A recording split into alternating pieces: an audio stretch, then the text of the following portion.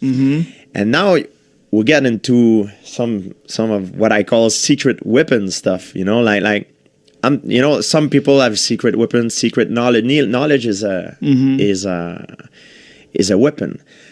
I had a guy when I was training, when I was champion during my welterweight run. I had a guy in Montreal that was measuring frames.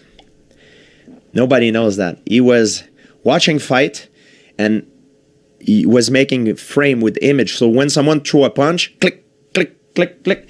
And by doing that, he was able to know who has better reaction times than others. So if you watch my first fight with BJ Penn,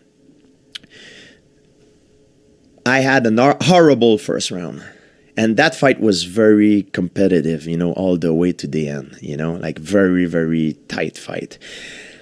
I went into that fight without that knowledge.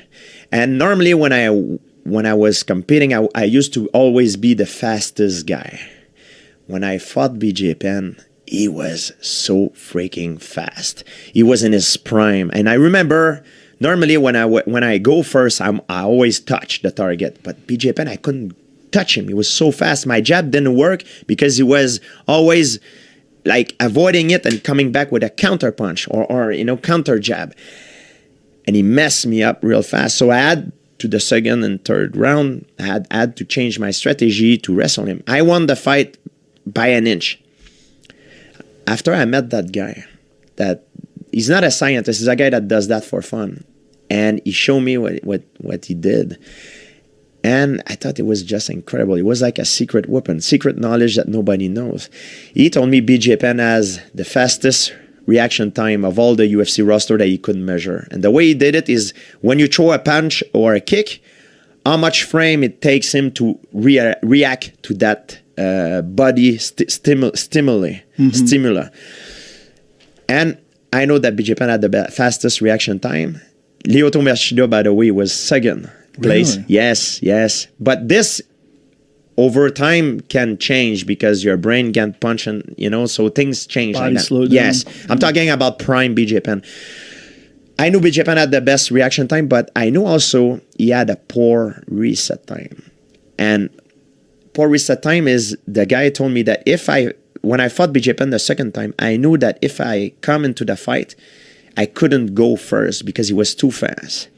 What I did is, because the nervous system is like a muscle. If you do a lot of reps, you get tired fast. You might be like a sprinter at a very good start, but you will get tired fast. So when I fought BJ Penn the first fight, when I tell you that when you fight someone, there's like a relation that happened up here that nobody sees around. When I fight BJ Penn, I was faking a lot, showing him all these creativity, all these. In the second fight. Yes, because I wanted to load up his nervous system to make him tired, because I knew he had a quick reaction time, so he was flinching a lot. I was making him flinch and react. He was getting stiff and flinching because I want to get it out of his system. So when he got tired and his nervous system is tired, now I could attack. That's why my second fight, I had much more success against him than in my first fight. And that's why I was able to figure out a lot of guys that I was fighting, because we had that information that nobody has.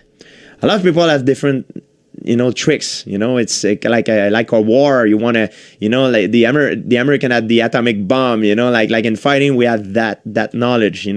So watching, studying film, and breaking down the amount of frames. Yes, that's how we did it. That's one of the secret weapon I had.